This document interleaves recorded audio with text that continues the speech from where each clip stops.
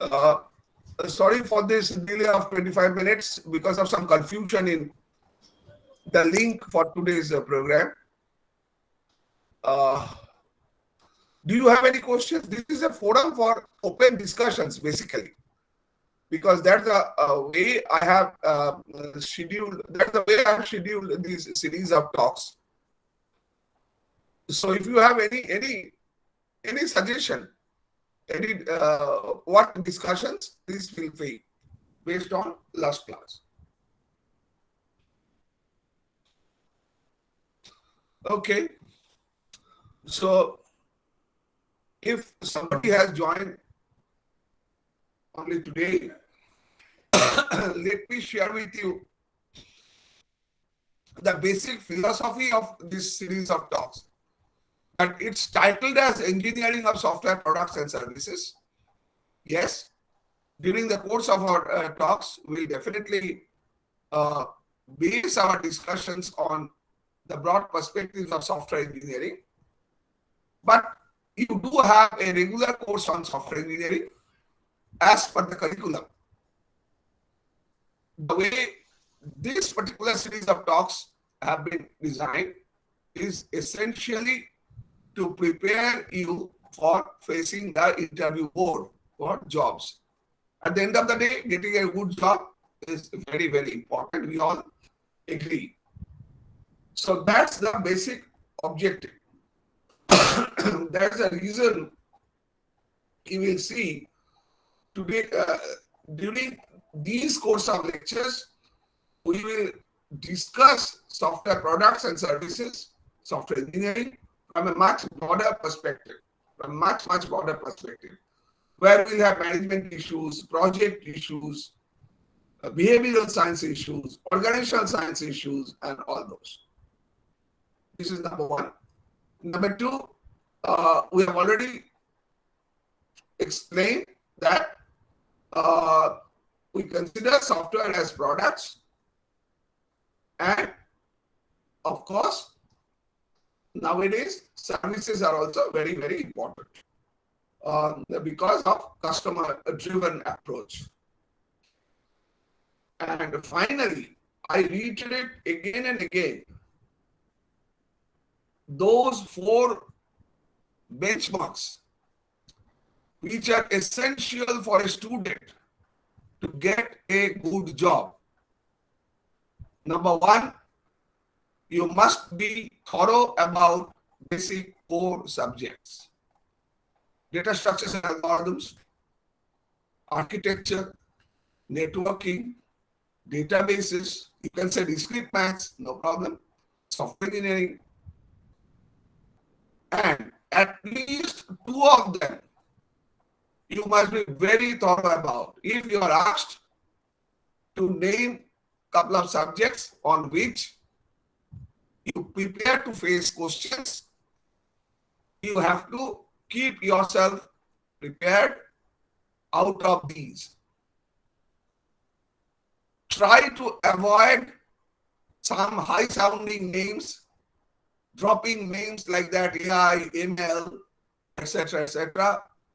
If somebody asks specifically about those, then you answer appropriately.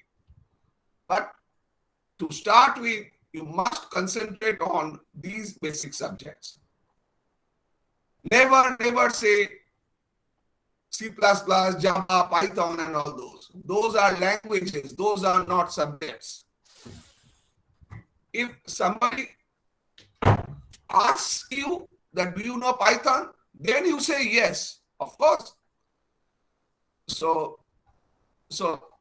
number 1 criteria is this: absolutely thorough about a couple of basic subjects.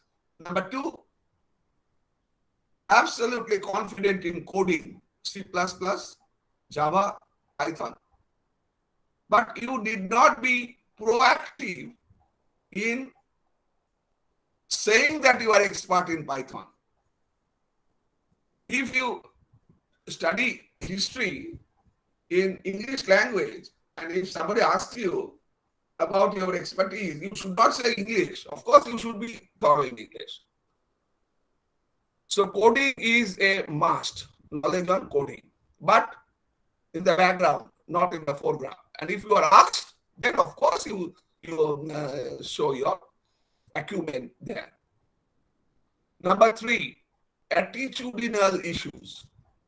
Again, very important, which at the student life generally we tend to ignore. Properly dressed, not overdressed. Not overdressed, I tell you again and again. Properly dressed. And very simple. But again, properly, but not overdressed. Most important attitude is, which is missing in not only students, 90% of people amongst us. We try to answer the question before listening. Never, never do that.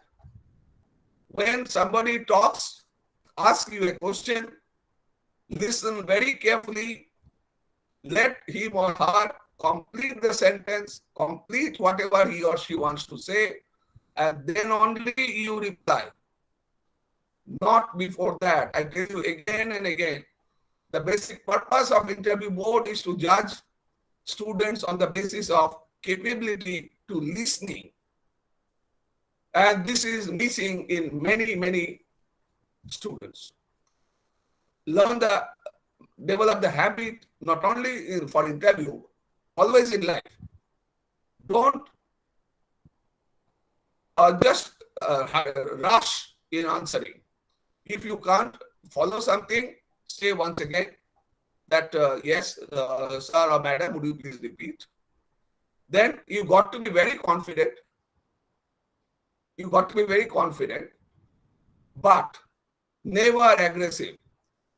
Assertion and aggression are not same thing. You got to be assertive, but without showing your aggression. And then you should always have a smiling face. That doesn't mean that you will always be smiling and laughing. Not that. I'm saying smiling face. So you must be having some courses on management or whatever. There they will probably discuss in further details about this behavioral science issues or attitudinal issues.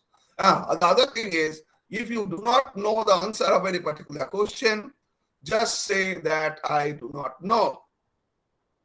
Don't say that this is not in our syllabus, this was not covered, and all those. That gives a very negative the impression. And try to avoid saying anything negative about anybody. Always discuss from the positive frame of mind. So 1, 2, 3. Fourth one. This is practically ignored, I think, most of the cases. What is that? You should prepare yourself for the organization you are going to appear for the interview board. That means, while preparing for the interview board, you should also keep in mind the characteristics of the organization for which you are appearing for the interview. Hardly we see emphasis from this perspective. Simple. When you, after school leaving, when you study physics, you prepare for IIT entrance in one way, state entrance in a different manner, West Bengal board in a different manner. Everywhere it is very important. The context is very important. You know, when say a cricket team plays against another cricket team, they analyze the strength and weakness of the team against whom they are playing. So they dissect all these to prepare their team. And similarly, when a singer performs in a public forum, she always beforehand try to gather some information about the characteristics of the audience she is going to face. But unfortunately, it appears that while facing the interview board, very few of us keep that in mind, as if the first three criteria are enough. So you got to have at least some idea about the organization for which you are going to be a part of in near future. Don't ignore this perspective. Now, since we are talking about IT industry, we are discussing from the broad perspective of software engineering, So we will restrict ourselves to IT industry. Now, what are the different kinds of organizations in IT industry? I mentioned that in the passing in the last class. First of all, product-based companies. Microsoft, Google, Apple, these are basically product-based organizations. Then service-oriented applications, organizations, TCS, Infosys, Cognizant, HCL Tech. Third is, which is getting hugely popular nowadays, small startups which have become big and they want to recruit people, small startups. You will probably see that these small startups, they pay very heavily. But naturally, you do not know what will happen after a couple of years, whether the company will be successful or not. But you will learn a lot. Now, these startups essentially are product-based. Some of them may be service-based, but essentially they are product-based. They concentrate on developing some particular product. They feel as if there is a necessity for some product. There are some organizations which have both, like Amazon. They have product as well as they are in service, like that. Google is also like that. And finally, there is another category of organizations which are also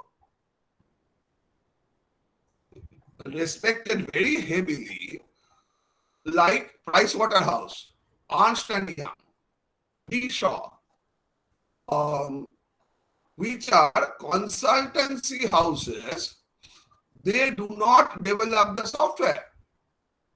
They are not in developing the software. They are in the business of feasibility study, functional analysis. If a company wants to float a tender, how to write the tender and all those. They are entirely into feasibility study, requirements analysis and all those. And remember, the companies which are in the process of developing the tender document for a software product, they cannot compete for developing the product itself, because that would lead to conflict of interest. That's why big computer companies like TCS, Infosys, they are more interested in development part, so they will not participate in the previous part. On the other hand, Pricewaterhouse, Ernst & Young, Deloitte, they are more interested in developing the feasibility study, requirements analysis, project document, tender document, and all those. So these two are two different categories, two different kind of organizations. So you can very well appreciate when you appear for an interview for Price Waterhouse, this cannot be the same as appearing in the interview for TCS or Amazon or Microsoft or something like that. Similarly, when you appear for some small startup companies, the entire focus is different because there they expect you to know entire horizon of business, vision, and all those. Similarly, when you plan for joining, say, Amazon or Google or appear for there, they will have some research unit, they will have some development unit. When you join for development unit, where most of the jobs are, those are very intensively code based. So they will test your acumen in coding to the maximum possible extent. Whereas if you join or you appear for the research, say Microsoft Research, considered to be one of the topmost research organizations ahead of Stanford and MIT, or say IBM Research Lab, Google Research. There, the focus is more on algorithms, design analysis of algorithms, and all those. Coding is required, but they will test your skill in knowledge in algorithms, analysis, and all those. So you have to prepare yourself accordingly, depending on which type of organizations you are facing the interview board. Okay, so with this prelude, this is the Bible of our series of courses, classes. Let's just quickly read this once again. The discipline of software engineering deals with studies on science, engineering, technology, and management of feasibility study, design, development, testing, deployment, maintenance, and evolution of software products and services based on mutually agreed upon specifications, time estimates, and cost estimates, with embedded focus on maintainability, scalability, reusability, reliability, upgradability, and reconfigurability. We'll go to that level slowly. Science, engineering, technology, management, we have already discussed. Feasibility study, we are just saying. Now, in some books, after feasibility study, you will see the stages of requirements engineering, functional specifications, non-functional specifications, and then they get into design.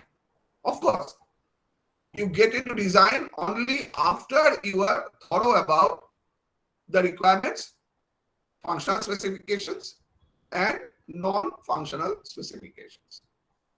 Now, feasibility study, suppose you get a job, somebody gives you a job that write a program for chessboard. Write a program for chessboard. But you have to ensure that with this program, the computer will always win. Will always win, irrespective of whosoever the computer is playing against. You must be aware by this time, it is impossible. Mathematically, it's proved to be impossible. You cannot do it. Because the algorithm to write this program would be computationally non-polynomial in nature. That means if the number of look ahead goes on increasing, goes on increasing, the number of possibilities increases at an exponential rate. At an exponential rate to such an extent that even for the largest available computer in the world, the time taken to make one move will be infinite after certain stages. So that is not feasible. So what is feasible? You can say that, yes, I can develop the program up to 10 look ahead, 20 look ahead, something like that. Till date, it has not been possible. It has not been possible that for the computer to be winner always. Some grandmaster beats the computer because computer is made for say look ahead of 20 steps, and the grandmaster can look ahead beyond that. Again, the reason is simple, because the computer has to have exhaustive study. Well, that is in the domain of AI. We are not going into details of that. Similarly, another example. Suppose you are in Newtown or Salt Lake. You are in a city and you are supposed to install some cameras in street crossings. Install cameras in street crossing in such a way that all the streets will be covered. So we want to find the minimum number of such cameras which are necessary to ensure that all the streets in the town is covered. This leads to a typical set of problems. These are modeled as typical set of problems in graph theory. You must have heard of what is called some maximum clique, something like independent set problem. So these are essentially applied version of some of these algorithms, and each of these algorithms are again non-polynomial in nature. Just like in the previous chessboard case,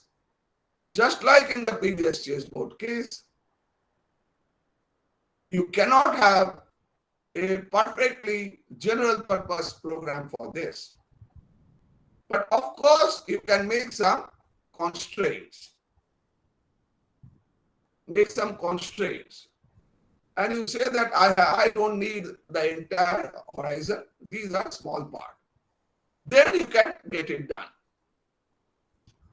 So this is feasibility study.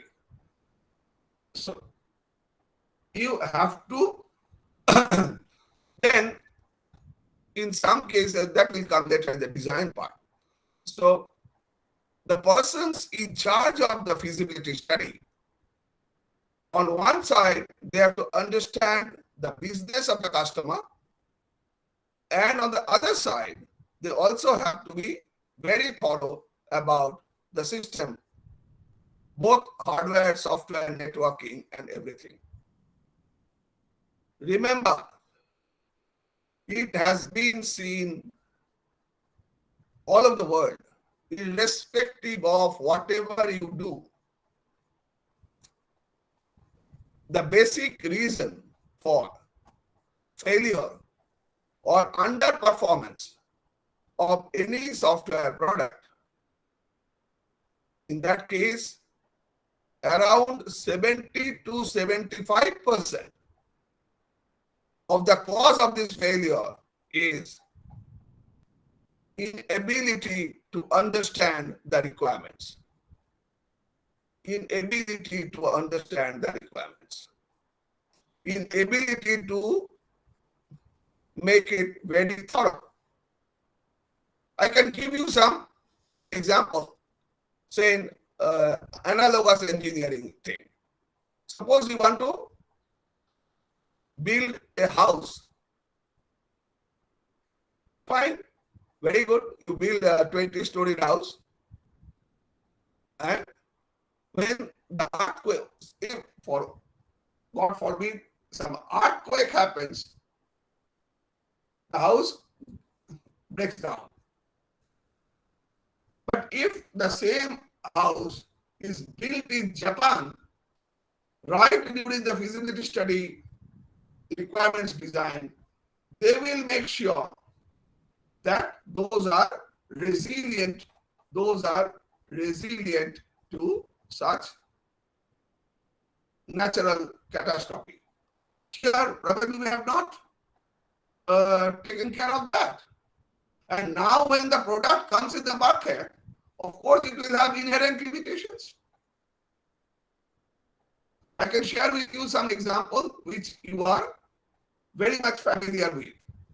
Say railway reservation system and airline reservation system. I hope you have studied databases by this time. Think of the example. Now, next week, Puja is coming. Suppose you want to go to Delhi on 10th of October and return from Delhi to Calcutta on 15th October after 5 days. Think of IRCTC website, railway reservation system. How do you do that? You buy Kolkata to Delhi ticket and then Delhi to Kolkata ticket. But you do not want to go to Delhi if the return ticket is also not available. How do you handle this scenario in railway reservation system? There's no way you can do it because these two tickets are separate. They have a different PNR. They have a different PNR. And during rush hours, you can very well see that initially you see both the tickets are available. But after booking one ticket, you go to the next ticket, you see that is whitelisted. This eventuality was probably not thought of at the time of feasibility study and identification of requirements. Again, to implement it, you need to have some platform which supports what? Transaction processing. Which supports transaction processing. At least here, catastrophe is not to that extent. Think of any banking application. Generally, say X transfers $100 to his friend in New York. How is it implemented? To his friend Y in New York. How it is implemented? $100 are debited from the account of X and credited to the account of Y. These two are two separate transactions. One debit and one credit.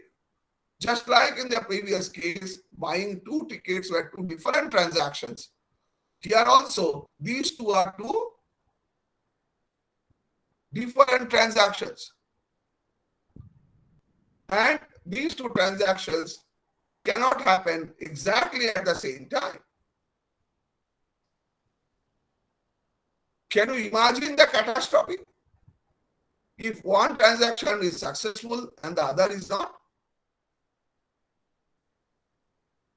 the entire banking system will fall apart. So a railway reservation system probably can afford to take this, but a banking system just cannot even think of doing this. But you come to, so then another issue is Probably you have noted that you cannot buy a book any railway reservation during midnight. Why? Because the railway system, they do some kind of maintenance, audit training. I'm not discussing all that here. Audit training during that time. So that system is not available for dynamic information. You can see static information, like how many seats are available, how many, what is the fare and all those. Seats available, I do not know. But what is the fare? What are the trains available? But you cannot see the book a ticket. Now, midnight in India is same as midday in US. So Indians sitting in US, they are losing some valuable hours during daytime to book for any train in India. Number 3, suppose you want to go to, say, some place, say, North India. Say you want to go to, say, some Dehradun, and you plan to go to Delhi by flight, and then from Delhi to Dehradun by train. So one system to another system connectivity. Railway reservation system does not allow this because they do not have ODBC connectivity, Open Database Connectivity. I'm giving you just examples only. But think of the railway, airline reservation system. All these issues are perfectly taken care of in airline reservation system. The same example, Kolkata, Delhi and Delhi, Calcutta. You can book the ticket in one PNR and see whether both the sectors are available or not. And then only go ahead.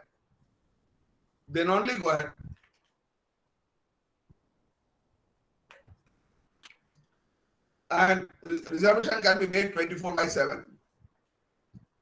There is no period during the day when you cannot make the reservation. And then such and such.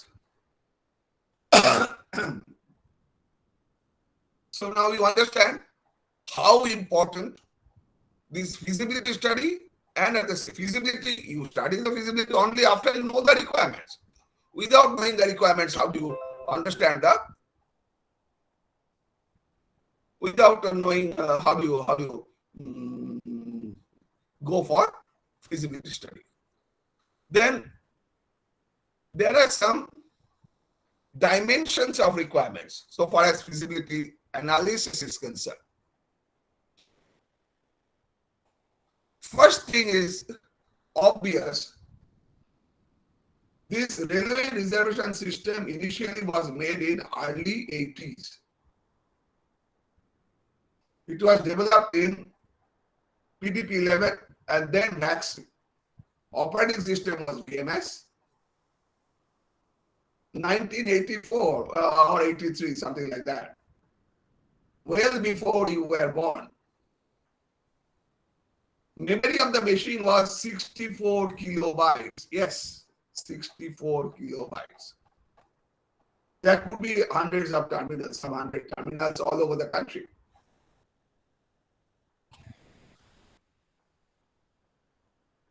So 84 means almost 40 years. Almost 40 years. Just imagine the phenomenal advancement in technology, hardware, software, networking, everything in 40 years. But the software kept on running without any problem. The operating system on which the application was made do not exist. That computer itself does not exist. But and tremendous, increase in load. How many terminals of a railway reservation system in India? I don't know, maybe thousands, lakhs, or whatever. So, so when you make the feasibility study and the requirements, you should have to have some look ahead kind of thing. Your design must be scalable, adaptable, and reconfigurable. Scalable, adaptable, I've written the last, we'll discuss that later. Reconfigurable, but nothing comes free. You have to pay for that. You have to pay for that. As for example, when this railway reservation system was made initially for a few years, the scope for preferring some particular bath, silver bath, copper bath, and all those, did not exist. That was not there. Subsequently, it was included because it was thought that it is necessary. Now see, some features, some facilities which were not there at the initial stage could probably be included at a later stage. But some features which were not done in the previous stage cannot be included anymore, like transaction processing. You build a house initially planned for 3 stories, and if you have your plink and everything done like that, and tomorrow you say that, no, I want to extend it to another 3 stories. Can you do that? No. Because initial requirements did not specify that. But if you say that, no, I want to change the color of the house, no problem. I want to change some configurations within the house.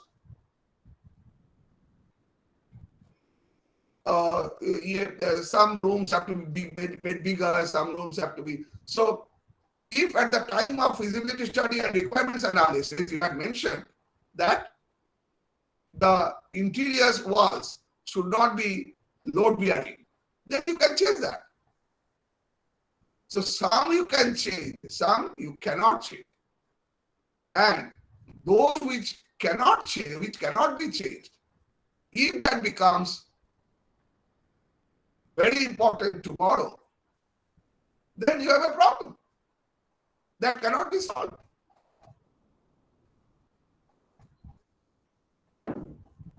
I have not mentioned explicitly requirements here, but I assume that this is included within feasibility. Then, from requirements, you have to come to functional specifications. From requirements, you have to come to functional specifications. I give an example.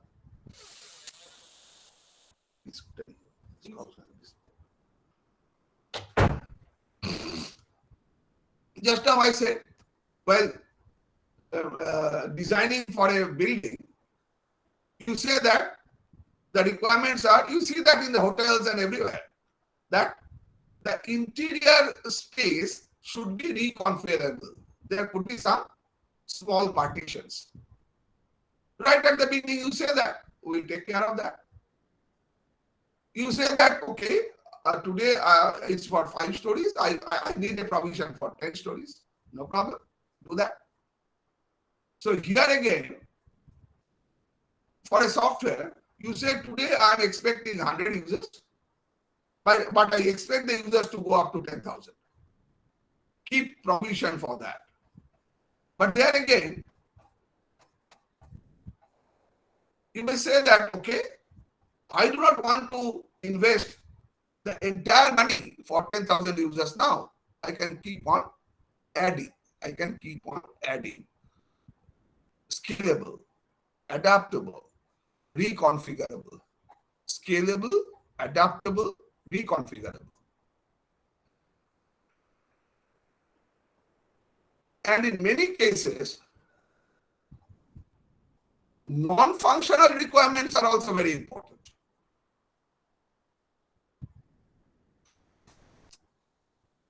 When you buy a car, the power of the engine is a functional requirement. Brakes, everything has some specifications. But what about color of the car?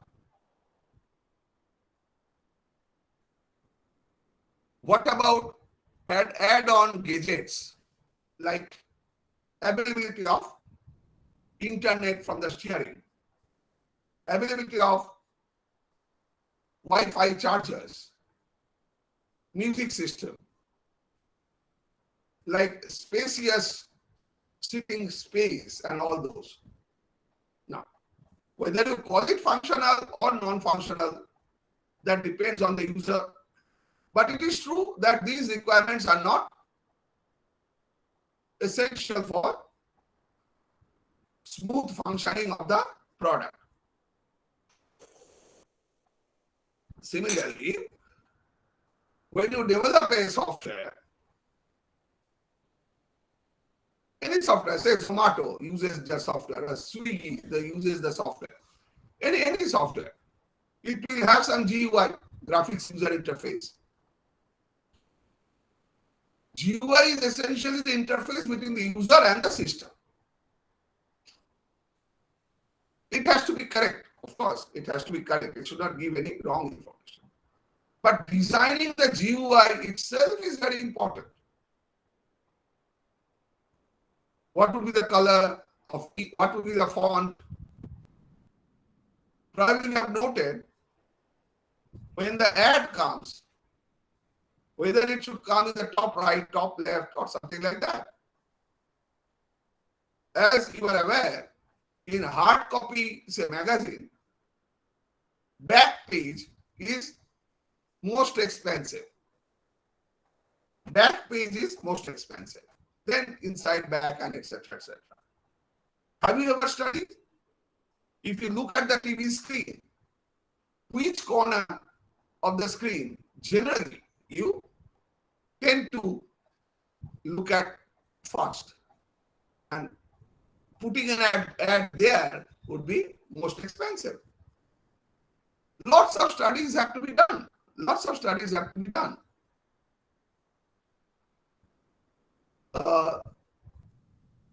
Then, to what extent do you need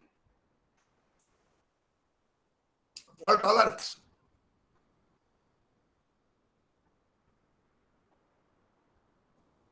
We have common idea as if a software either works or it does not work.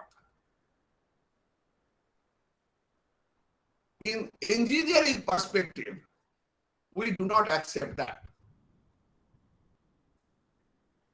Engineering perspective, think of a car. You want to start the car, problem, पीछे से कुछ धक्का मारो and then it starts moving. Push it from the back, it starts moving. So is it working or not working? Tube light, it's not working. Just roll it through finger, a few times, try, and it works. This is engineering.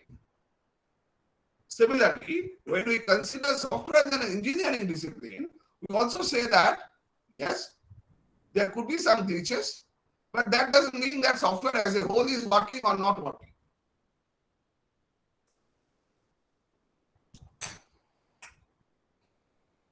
About in 2017, yes, I remember I had been to University of Southern California, USC, where one of our known friends was the head of Department of Computer Science, alumni of IIT Kharagpur.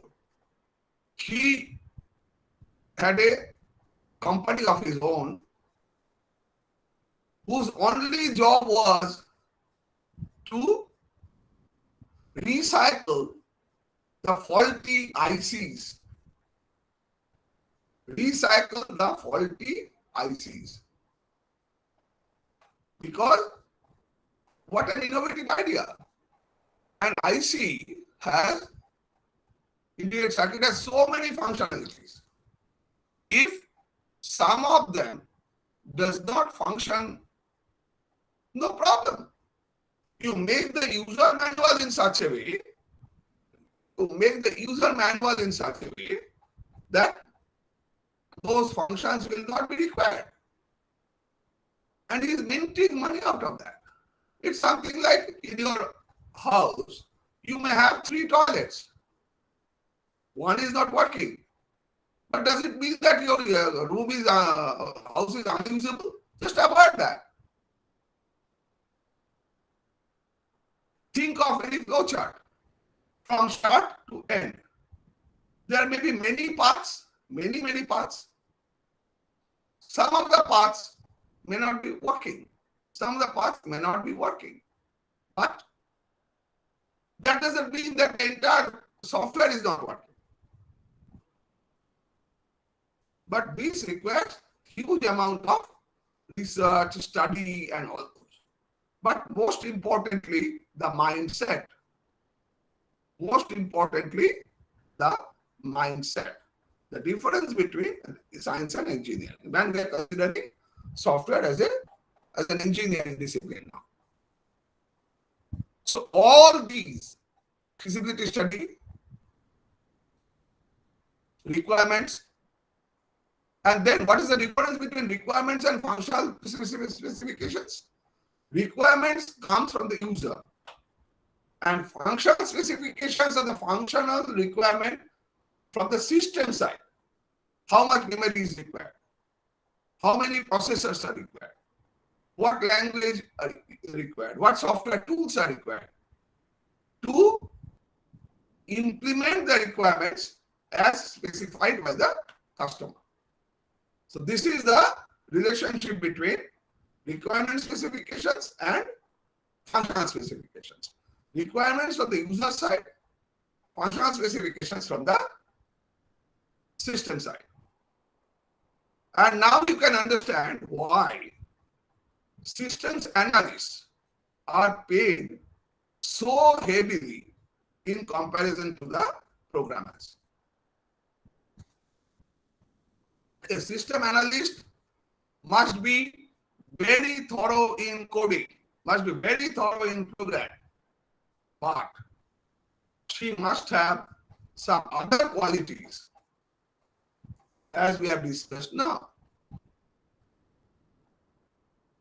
Lots of challenges she has to take care of. Software project is not like cement project or car or automobile project, that similar job. Like, you know, if you are in automobile, for last 100 years, nothing much has changed. Now that electric vehicle has come, this is called disruptive technology. On the other hand, in software engineering, today you are working in banking system, tomorrow in networking, day after tomorrow maybe in some other design. So a systems analyst must have very sharp IQ, and at the same time background knowledge to grasp the domain requirements, and she must have very good interpersonal skill.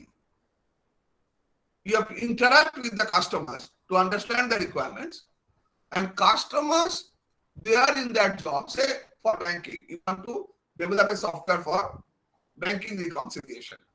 The manager is doing this for probably 40 years. He is absolutely thorough about that. And you don't know anything about it. but without knowing at least the details, at least to some extent, you cannot freeze into requirement specifications. And then you can freeze only freeze to functional specifications. And that's another reason why it is always said, and all software companies do that. Before getting into functional specifications, there has to be formal agreement between the user and the developer. And also, you must remember the complexities. How many entities are involved? We have customer on one side, owner of the software is on one side, developer is on the other side, the person who are testing the product is another side. And the analyst has to handle all these. Now imagine you all are in the same batch. Tomorrow, some big company recruits 6 students from your batch for their company. After some, say, 6 months training, nowadays they don't give them 6 months, 2-3 months training, induction period. 2 of you are placed in marketing, 2 in development, and 2 in testing. Imagine the scenario. Those who are in marketing, their job is to get the job done. Get the job, not done, to get the job in a very competitive market. So they have to grab the job. The development team, once the marketing team grabs the job, development team has to develop the job according to mutually agreed upon requirement specifications. And very often, marketing people keeps on saying yes to whatever users say, because they have to retain their job, they have to service, they have to get the job. Sometimes they make ridiculous promises. And remember, your friends are only in the marketing and you are in the development side. And 2 more in the testing side. And the persons who are in testing, their job is to find some fault in the development, product development. If they find some fault, the person in development loses the job. If they cannot find any fault, management says, no, we don't need any testing team. So the person in the testing team loses the job. And 6 of you are from the same batch. And this is the scenario after 1 year or 2 years you are in service. If you are in a very big company, then there is a different story altogether. But small, fast evolving companies, all these kinds of very complex behavioral issues has to be handled. And today I'll conclude by saying one more anecdote, which I like very much. Software industry is probably the only industry where, like every other industry, the salary of a person goes on increasing with his job and experience. Salary of an individual keeps on increasing like any other industry with his experience and years of service, age and all those. It's proportional. The knowledge and skill knowledge, okay, I reserve the word, skill of an individual in a software industry generally keeps on decreasing with your age and experience. With your age, at least age, not age.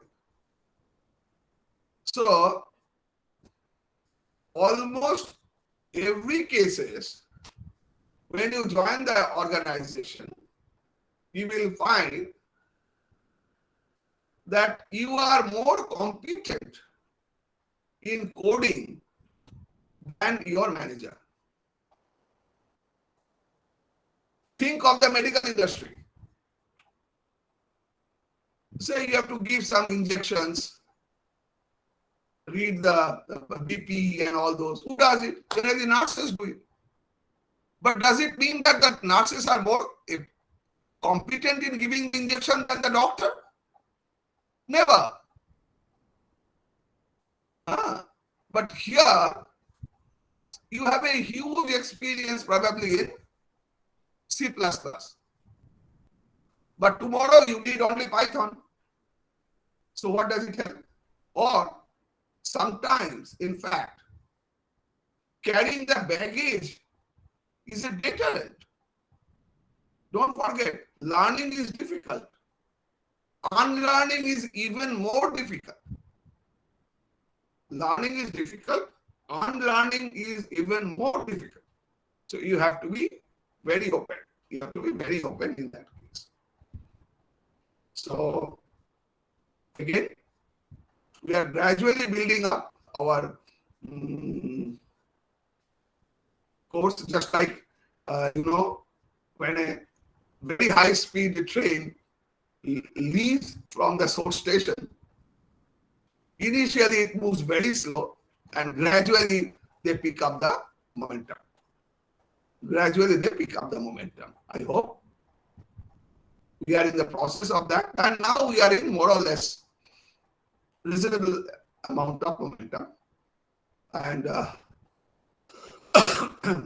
if you feel like, I have requested, since I do not maintain any notes, what kind of note can I give for this? I do not carry any, because this covers so many dimensions. So that's why I have suggested to record these talks. If you feel like, you just listen to these later on as well. And if you need any kind of further discussions, don't feel shy. Just ask questions, or you can suggest your suggestions or whatever to the coordinator through WhatsApp, chat, email, and etc. So that in the beginning of next class, we can reserve 5 to 10 minutes for discussions on the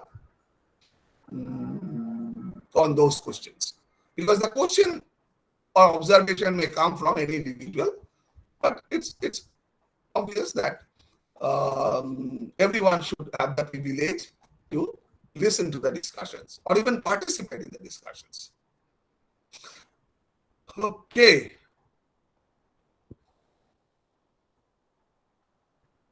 So you have to take late lunch. You have to take late lunch. So I do always say that you have to enjoy your life. So, but I do believe that these discussions would help you not only in getting the job, but at the same time developing the personality of a true professional, And job would be a byproduct. Job will be a byproduct, provided you follow all those 4 parameters I have mentioned. 4 parameters I have mentioned. And we are concentrating on the 4th parameter. Okay, I think that's all for today. Gitanjali, are you there? Yes, sir. Yes, sir. I think that's all. We had now. Oh, okay, sir. Thank you, sir. Sir, we will end the session now. Yes. But when do we have our next session? Puja Uh, vacation, kab tak hai? ye- I have no idea. yes, sir. Yes, So, sir. Sir, the next, sir, just a moment. I'm just. Sir, after sir next 2 weeks, we will again, sir, have the class. Sir, sir, I'm just saying. Just 1 minute. I was expecting next 2 weeks to be Puja holidays. Yes, sir. Next week it is, sir, Puja holidays. Sir, just a moment, sir. I'm just checking the holiday list. Right, because I'm so busy with so many, so I have to block my date and time. Yes, sir. The Puja holidays is from the is till, sir, 28th. So, sir, 20th is what? Friday? sir, Oh, Puja vacation is till 20th. So, sir, we will have the next class on 27th. 27? 7th, sir. 27th, sir. Okay. 27th is Tuesday. Not, sir. 26, sir. 26. 22nd, Sir, 26. 26, sir. 26. Today is what? Today is 5. 5 এর সাথে 12 আর সাথে 19. Yes, 26. Right. Yes, sir. 26. And you are not having any classes during Puja vacation, right? No, sir. Okay, good. So 26th, same day, same time. Please make sure that the link